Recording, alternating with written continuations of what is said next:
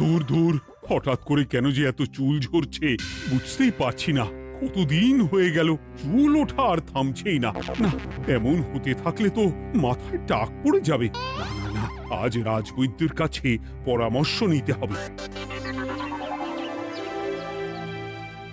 কি ব্যাপার মহারাজ, আজ আপনাকে এমন চিন্তিত দেখাচ্ছে কেন? জীবনে বড় দুঃখ গোপাল, মন মেজাজ একদম ভালো নেই। সে কি কি হয়েছে মহারাজ? গোপাল থাকতে দুঃখ কিসের? আর বলো না,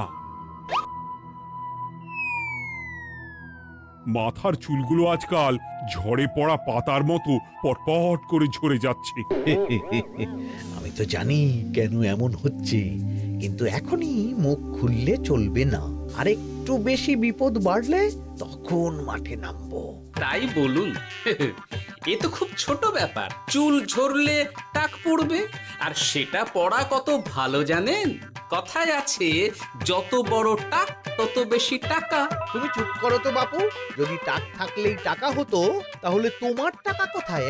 যেটা বোঝো না সেটা নিয়ে কথা বলো না। তাই না তাই, মহারাজের ঝরছে চুল, চিন্তার ভাঁজ মাথায়। গোপাল যতই চেষ্টা করুক, চিড়ে ভিজবে না কথায়। তোমরা সকলে থামো তো দেখি।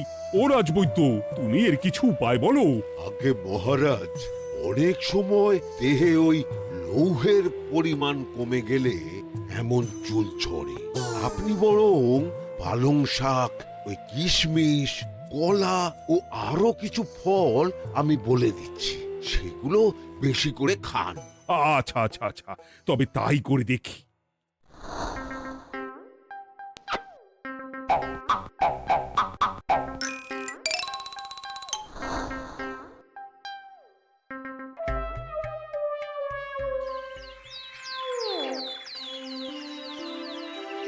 ও রাজবৈদ্য, তোমার কথা মতো শাক পাতা ফলমূল সবই তো খেলাম, চুল ঝরা বন্ধ তো হলোই না।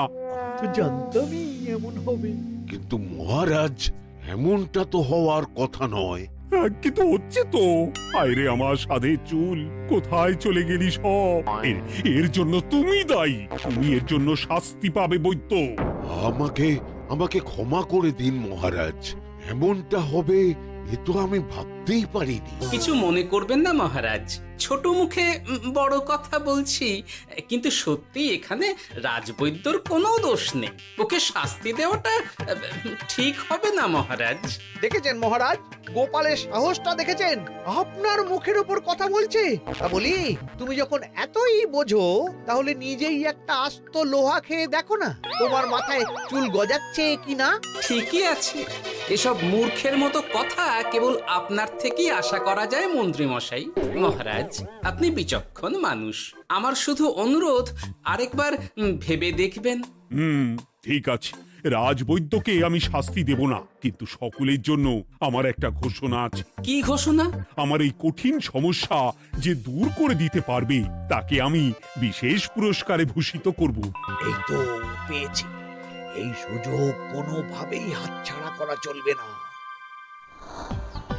এবারের সমস্যাটা সত্যি বেশ কঠিন। কি করলে যে মহারাজের চুল পড়া বন্ধ হবে সেই উপায় মাথাতেই আসছে না। হঠাৎ করে কেন যে এমন হলো কে জানে।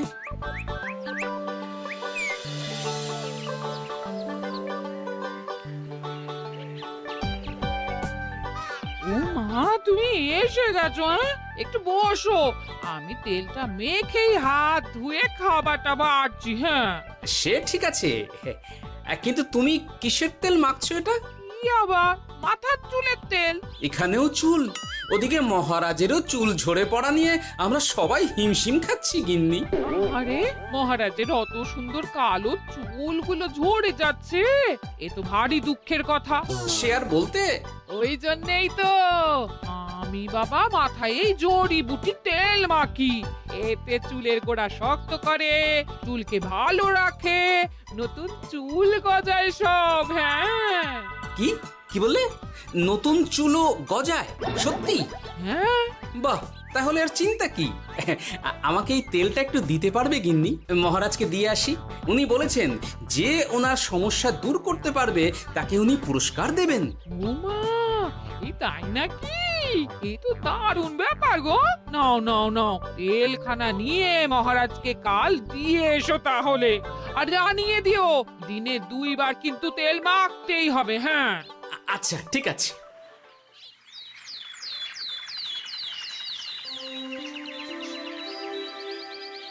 কোনো উপায় খুঁজে পেলে তোমরা? আগে মহারাজ, আমি আপনার জন্য নকল চুল বানিয়ে এনেছি। যতদিন আপনার চুল পড়া বন্ধ না হচ্ছে ততদিন আপনি এটা পরে ব্যবহার করতে পারেন। সে তো বুঝলাম, কিন্তু নকল চুল তো আর আসল চুলে জায়গা নিতে পারবে না বিজ্ঞানী। আসল চুলের কথা ভেবে আমি আপনার জন্য কেশুত্তে পাতা এনেছি মহারাজ। আচ্ছা বেশ। তা গোপাল, খুব তো আগের দিন বকবক করছিলে, তুমি কি এনেছো শুনি? সেটা যথাসময়ে দেখতে পেয়ে যাবেন মন্ত্রী মশাই। এটা জড়িবুটি তেল মহারাজ। আমি এটা আপনার জন্য এনেছি। এতে নতুন চুল গজায় আর চুলের স্বাস্থ্যও ভালো হয়। আমার গিন্নিও ব্যবহার করে এটি, তবে দিনে 2 বার করে মাখতে হবে, তাহলেই ভালো ফল পাবেন মহারাজ। বাবা, তাহলে তুমি কেন মাখো না? আচ্ছা, আপনার সমস্যাটা ঠিক কোথায় বলুন তো মন্ত্রী মশাই? মহারাজের জন্য কিছু আনলেও কথা শোনান, না আনলেও কথা শোনান। সত্যি তো মন্ত্রী, কেন তুমি সব সময় গোপালের পিছনে পড়ে থাকো বলো তো? এরা তো তাও সবাই কিছু না কিছু আমার কথা চিন্তা করে এনেছে, তুমি তো সেটাও করনি। না আসলে মহারাজ, আমিও ভাবছিলাম আপনার কথা, কিন্তু থাক, বুঝেছি। আহ, দারুণ। তেলের গন্ধটাও খুব সুন্দর। গোপাল, তোমায় অনেক ধন্যবাদ। আশা করছি ব্যবহার করলে খুব ভালো ফল দেবে। একদম দেবেই মহারাজ। দূর বাবা, ভেবেছিলাম এক হলো আর এক। কোথা দিয়ে যে গোপালটা মাঝখান দিয়ে এসে নাক গলিয়ে ঢুকে পড়ে, খুব শক্ত পুরস্কার নেওয়ার। দেখাচ্ছি মজা।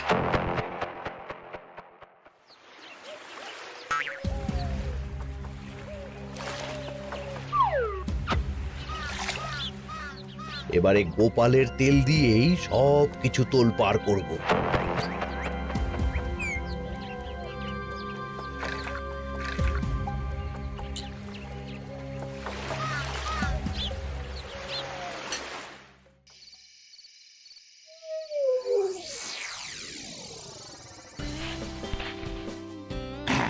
ব্যাস, হয়ে গেল 2 বার মাখা।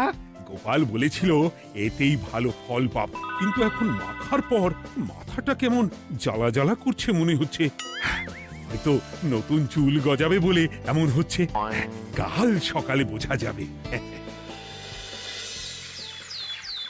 এতক্ষণে বোধহয় ছোট ছোট চুল গজিয়েই গেছে। কি এটা চুল গজানোর তেল ছিল নাকি পড়ে যাওয়ার? হে ভগবান, যেটুকু বাকি ছিল সেটাও ঝরে পড়ে টাক পড়েই গেল। হ্যাঁ, গোপালই হলো যত নষ্টের গোড়া। আজ আসুক সভায়।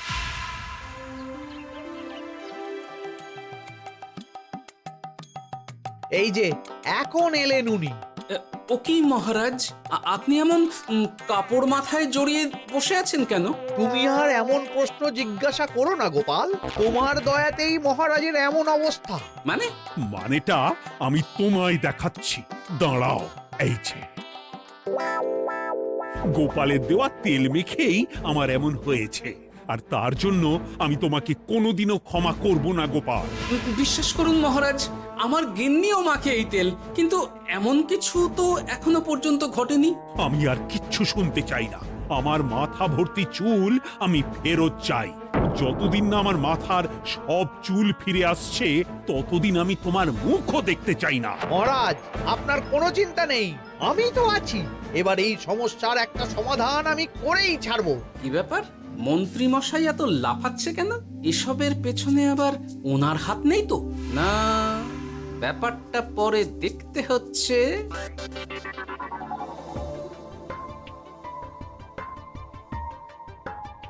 আমি বলি কি মহারাজ, এই সময়টা বরং আপনি নকল চুলটা মানে পরচুলা ব্যবহার করুন। হ্যাঁ, অগত্যা কিছু তো একটা গন্ডগোল আছেই। গিন্নিও তো রোজ মাথায় তেল মাখে, কই এমন তো হয় না। মন্ত্রী যদি কিছু করেও থাকে তাহলেও হাতে নাতে ধরবো কিভাবে? ও কি গো গোপাল দাদু, এখন এই সময় তুমি রাজসভা ছেড়ে এখানে? তোদের দাদু আর রাজসভায় যাবে না রে? কি বলছো গো?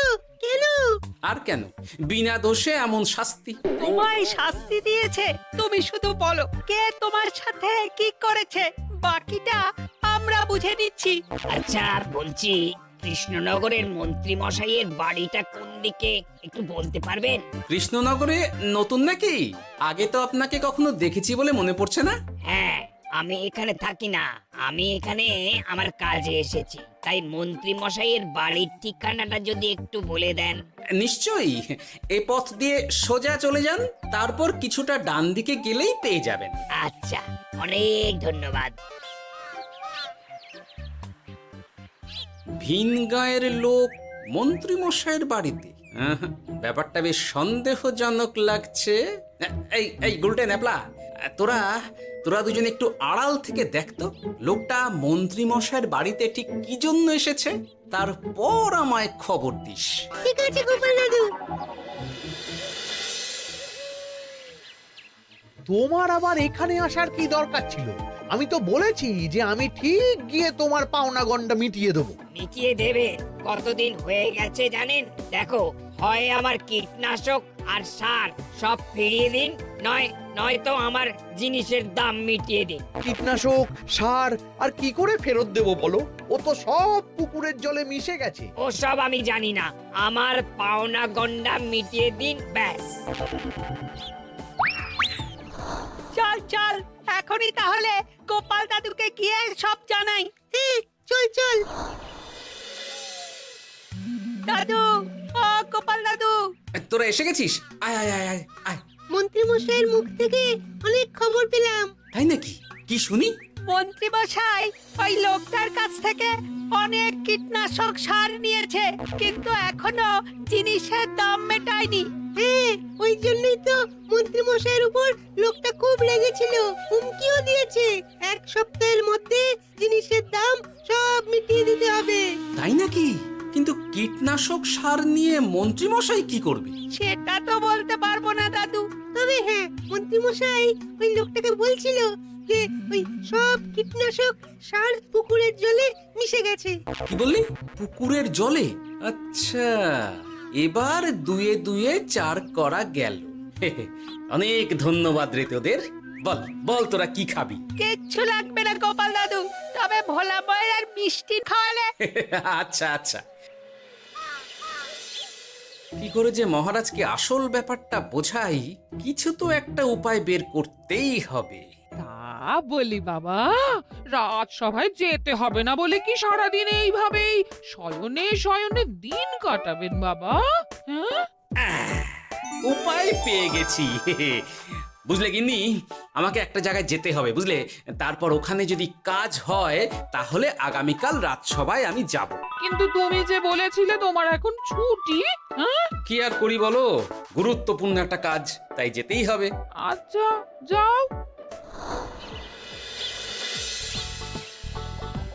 ওই গো বিজ্ঞানী, আরে গোপাল যে, বলো। এই এই যে বিজ্ঞানী, একটা বিশেষ দরকারে তোমার কাছে এলাম, বুঝলে? হ্যাঁ, বলোই না। আচ্ছা, এই দূষিত জলকে কিভাবে আবার পরিশুদ্ধ করে বলতে পারবে? কেন পারবো না? জলের মধ্যে একটু চুন আর ফটকিরি দিয়ে দিলেই জল আবার দূষণমুক্ত হয়ে যাবে।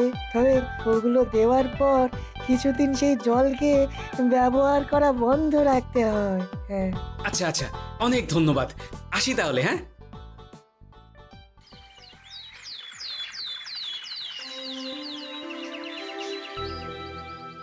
ছায়া পড়েছে, ছায়া পড়েছে, আমি বেশ বুঝতে পারছি তার ছায়া পড়েছে এখানে। কার ছায়া পড়েছে? আজকাল তোর মাথা থেকে অনেক চুল ঝরে পড়ছে, তাই না? আগে হ্যাঁ সাধু বাবা, আপনি একদম ঠিক কথা বলেছেন। ও বাবা, এ আবার কোথা থেকে উদয় হলো? আরে আমি একা গিয়ে সেই স্নানের পুকুর পরিদর্শন করতে চাই। যথা আজ্ঞা বাবা।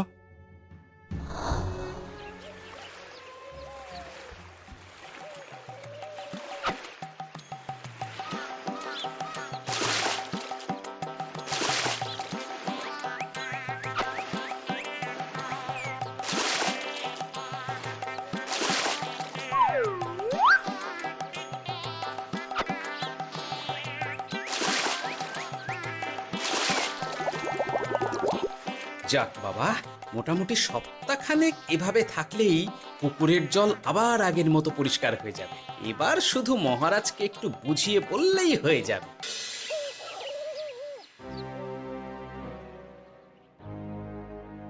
কি বুঝলেন সাধু বাবা? আমার অনুমানটাই ঠিক ছিল। পুকুরের জলে কালো ছায়া পড়েছে, কুদৃষ্টি পড়েছে, তাই এমন হচ্ছে। সে কি? কি কালো ছায়া? যত সব বাজে কথা। জল দূষণ করলাম আমি, আর দোষ পড়ছে কালো ছায়ার উপর। তাহলে এখন কি হবে? চিন্তার কোনো কারণ নেই। আমি মন্ত্রপুত ভস্য ছড়িয়ে দিয়েছি। 1 সপ্তাহ ওই পুকুরের জল স্পর্শ তো দূর, পুকুরের কাছেও যাওয়া নিষেধ। তাহলে আমার মোহরের কি হবে? যথা আজ্ঞা সাধু বাবা। ও কি, তাহলে মহারাজ এতদিন স্নান করবেন কোথায়? সে কথা কাউকে চিন্তা করতে হবে না। মহারাজের ওপরে কালো ছায়া পড়া জল পড়েছে, তাই আগে সেটা শোধন করতে হবে। আমাকে তাহলে কি করতে হবে সাধু বাবা? আমার শিষ্য গোপাল আমাকে আগেই এই বিষয় জানিয়েছিল। আমি তার হাত দিয়েই তোর স্নানের জল পাঠিয়ে দেব। তাই আগামী 1 সপ্তাহ সেই জল দিয়েই তোকে স্নান করতে হবে। কি গোপাল? দেখছো তো মন্ত্রী, গোপাল আমাকে কত ভালোবাসে। আমি ওকে কত কথা শোনালাম, কিন্তু না না না না, কাল থেকেই আমি আবার গোপালকে রাজসভায় ডেকে আনবো। আমি আসছি, আমার কাজ হয়ে গেছে। আর হ্যাঁ, তোর স্নানের পুকুরের চারিদিকে প্রহরীর বন্দোবস্ত কর। কাক পক্ষীও যেন ওখানে প্রবেশ করতে না পারে। আচ্ছা বাবা, আচ্ছা।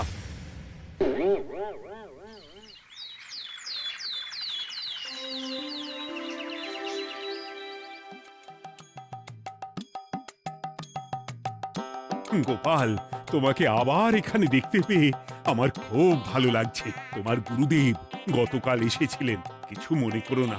না বুঝেই তোমাকে অনেক কথা শুনিয়েছি। না মহারাজ, আমি জানি আপনি আমাকে খুব ভালোবাসেন, তাই আমি কিছু মনে করিনি মহারাজ। এই নিন, আমি আপনার স্নানের জল এনেছি। হ্যাঁ হ্যাঁ হ্যাঁ, দাও দাও দাও।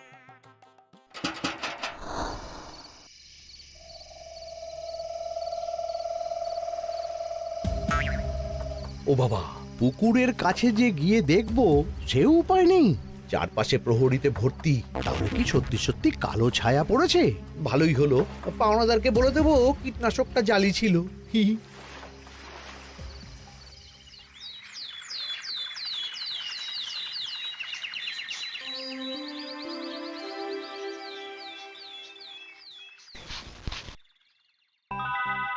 এই তো আমার সেই পুরনো কালো চুলগুলো আবার ফিরে এসেছে। আহা, কি যে আনন্দ হচ্ছে দেখে। আজ 1 সপ্তাহ সম্পূর্ণ হলো। গোপালের জন্য আমার স্নানের পুকুর থেকে কালো ছায়া দূর হয়েছে। আমাকে এই সমস্যা থেকে দূর করার জন্য আমি গোপালকে 100টি মোহর উপহার দিতে চাই।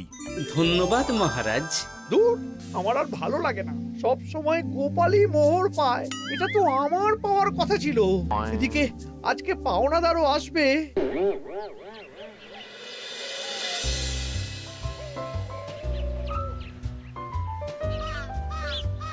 গোপাল দাদু, ওই লোকটা এসে গেছে। আচ্ছা, আসছি। এটা তো মন্ত্রীর বাড়ির দিকে রাস্তা। আমরা তাহলে ওদিকে কেন যাচ্ছি গোপাল? আপনার পুকুরের আসল রহস্যটা কি সেটা আপনি জানবেন না মহারাজ? মানে? নিজের চোখেই দেখুন, তাহলে বুঝতে পারবেন।